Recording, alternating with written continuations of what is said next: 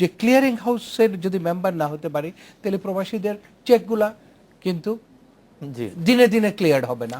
হ্যাঁ, হয় জি একদিন ভায়া পিছনে ভায়া হয়, যেটা ওবিসির মাধ্যমে। Right. এতে গিয়ে very purpose of the bank এইটা ডিফিটেড হবে। জি এইটা আমি মনে করি যে এইটা ইমিডিয়েটলি এইটা দেওয়া উচিত, নতুবা এই ব্যাংকটা যে পারপাসে হয়েছে সেটা অনেকটাই হ্যাঁ, hindered হবে। এবং আমরা আমাদের কাঙ্ক্ষিত লক্ষ্যতে পৌঁছতে পারবো না। আমরা একটা বিরতি নিচ্ছি, বিরতির পর ফিরে এসে জনাব আবুল বাশার এবং বেগম শামসুন্নাহার আপনাদের দুজনের কাছে জানতে চাইবো যে আমি আবুল বাশার ভাইকে দিয়ে শুরু করতে চাই, যেখানে শামসুন্নাহার আপা শেষ করলেন যে আসলে আমরা মান সম্পন্ন কাজ পাওয়ার জন্য যে ধরনের শ্রমবাজার খুঁজছি তা প্রশিক্ষণ দেওয়ার জন্য আসলে আমাদের কি কি উদ্যোগ নেওয়া উচিত বা সরকার কি কি উদ্যোগ নিচ্ছে তার মূল্যায়ন আপনি কিভাবে করবেন। আমরা একটা বিরতি নিয়ে ফিরছি আপনার কাছে।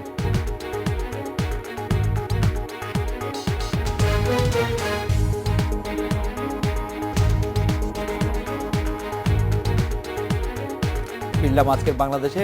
জনাব আবুল বাশার, আপনি যদি একটু বলতেন যে স্কিল ম্যান পাওয়ার আমাদের কেন জরুরি এবং সেটা আমরা কিভাবে পেতে পারি। ধন্যবাদ। আসলে স্কিল ম্যান পাওয়ার আমাদের দরকার এই জন্য, আমাদের একটু আগে আপনি শুনেছেন আমাদের এই জনশক্তি রপ্তানি থেকে 15 বিলিয়নের মতো এই বছরে আমাদের আন হয়েছে।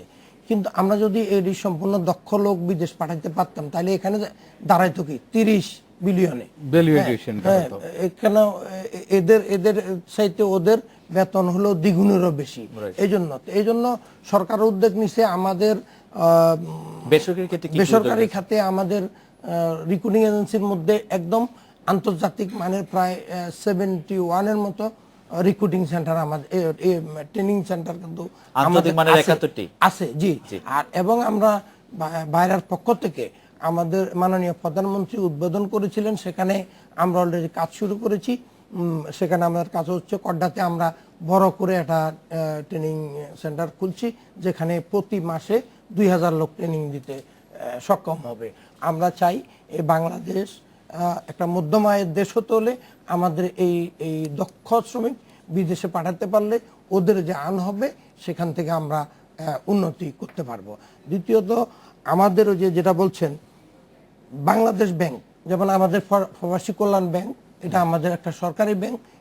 এরা হলো জনশক্তি কিভাবে যেতে পারে সহযোগিতার একটা অংশ। কিন্তু আমি মনে করি সরকার এই ব্যাংকটাকে একটা ছাড় দিয়ে বিভিন্ন দেশ থেকে রেমিটেন্স আনার জন্য একটা উদ্যোগ তাদেরকে দিলে আমরা আমাদের এই রেমিটেন্সের হাত দ্বিগুণ হবে, কারণ অন্যান্য ব্যাংক। আমি একটা কথা একটু বলি, দেখেন আমরা 11টা দেশ থেকে কর্মীরা যাচ্ছে, আমাদের পজিশন সেকেন্ড, কিন্তু রিমিটেন্সের দিকে আমরা 6 থেকে 7 নম্বর। আচ্ছা আচ্ছা, আপা যদি একটু বলতেন সরকারি উদ্যোগগুলি কিভাবে স্কিল ম্যান পাওয়ার। যে কথাটা বলা হচ্ছে যে দক্ষ কর্মী পাঠালে দুইটা সুবিধা, একটা হচ্ছে আর্নও করে বেশি, আরেকটা হচ্ছে তারা মর্যাদা সম্পন্নভাবে কাজগুলো করতে পারে।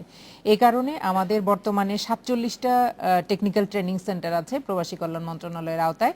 এখান থেকে গত বছর 90,000 কর্মী প্রশিক্ষণ নিয়েছে। আরও 23টি টেকনিক্যাল ট্রেনিং সেন্টার, যার মধ্যে 2টি হলো ইনস্টিটিউট অফ মেরিন টেকনোলজি নির্মাণাধীন আছে। এই 23টি হলে আমাদের 70টা হবে, তাহলে প্রত্যেক জেলায় কমপক্ষে একটি করে টেকনিক্যাল ট্রেনিং সেন্টার এবং মোট 5টা ইনস্টিটিউট অফ মেরিন টেকনোলজি হলো। এরপরে আমাদের পরবর্তী প্রোগ্রামে হাতে নেওয়া হচ্ছে সকল উপজেলায় একটি করে টেকনিক্যাল ট্রেনিং সেন্টার করব। তাহলে হবে কি সেই জেলা বা উপজেলায় যে ধরনের কাজে আগ্রহ বা যে ধরনের ডিমান্ড আছে সেটা ট্রেনিং দিব। আবার বাইরেও আমরা যে আগেও আমি বলেছি সিটিএন গিলস অ্যান্ড টেফের সাথে আমরা চুক্তি করেছি, তাহলে আমরা আন্তর্জাতিকভাবে যে আমাদের সার্টিফিকেটগুলো গ্রহণযোগ্য হয় সেইভাবে আমরা কাজগুলো করেছি। ফলে আমরা এই কাজগুলো যদি আগাতে পারি এবং এই 70টা হয়ে গেলে আমাদের 1.5 লক্ষ বছরে ট্রেনিং পাবে, আর উপজেলা পর্যায়ে হয়ে গেলে তখন আমরা 6 লক্ষ লোককে আমরা প্রশিক্ষণ দিতে পারবো। জনাব সামি, আমার শেষ প্রশ্ন, কিন্তু আপনার জন্য সময় 40 সেকেন্ড। আপনি কি মনে করেন প্রবাসী কল্যাণ ব্যাংক একটা বিজনেস কেস? এটা আমাদের কিন্তু profit is not our main aim. Okay, এটা একটা কল্যাণ বিজনেস কেসে। এবং দেখেন আমরা কিন্তু আরেকটা জিনিস করেছি, যদিও ব্যাংক, আমরা একটা হেল্প ডেস্ক করেছি। আপনারা জানেন যে প্রবাসীরা যারা যাচ্ছে বিদেশে তারা কিন্তু they are living behind their old parents and tender ages children. তাদের অনেক সমস্যা হয় পুলিশ অ্যাডমিনিস্ট্রেশনের সাথে, কাজিনের সাথে, অনেক সময় তাদের জায়গা নেওয়া হয়। তাদের এনি প্রবলেম আমাদেরকে টেলিফোনে যদি তারা করে, আমরা ওইটা রিসিভ করে আমরা আপনারা সেটা কাজটা হ্যাঁ করছেন। আরেকটা জিনিস করি আমরা, দেখেন এই জন্য বললাম profit is not our main aim, কারণ যেখানে 17% অন্যকে নিচ্ছে ইন্টারেস্ট, আমরা নিচ্ছি 9%। Right. আরেকটা জিনিস দেখেন, এমবেসিতে অনেক সময়, এখন তো অনেক চেঞ্জ হয়েছে, আমাদের এমবেসির মেন্টালিটি প্রো পিপল হয়েছে, কিন্তু তারপরেও অনেক সময় প্রবাসীরা যেতে পারে না তার পাসপোর্ট ইত্যাদির জন্য। ওখানেও যদি কোনো প্রবলেম হয়, আমরা তাদের বিহাফে এমবেসির সাথে we take up the issues. জনাব সিএম কয়সামি, বেগম শামসুন্নাহার এবং জনাব আবুল বাশার, আপনাদের তিনজনকে অনেক ধন্যবাদ। এই ছিল আজকের বাংলাদেশে, দেখা হচ্ছে আগামীকাল এই সময়। শুভরাত্রি।